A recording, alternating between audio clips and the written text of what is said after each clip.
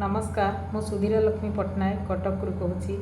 स्मृति सांत्वना पत्रिकार यह डिजिटल साहित्य आसर कार्यक्रम रे समस्त कवि और कवयित्री को मोर प्रणाम।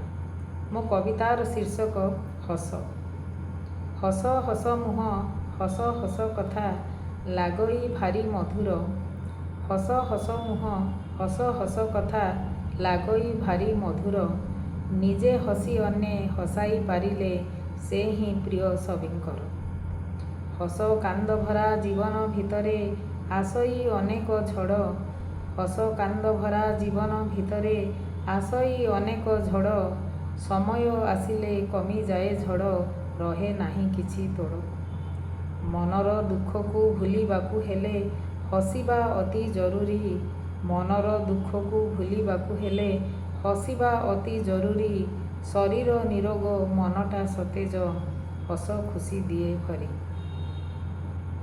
हसी देई पदे कथा कहीदेले अमृत पड़ई झरी। हसी देई पदे कथा कहीदेले अमृत पड़ई झरी। हस ठारू बड़ आउ नाही किछि केही न हेबे ता सरी।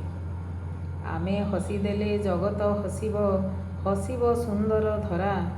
आमे हसीदेले जगत हसिब हसिब सुंदर धरा। परकु आपणा करिबा आमेरे खोली हसर पसरा। परकु आपणा करिबा आमेरे खोली हसर पसरा।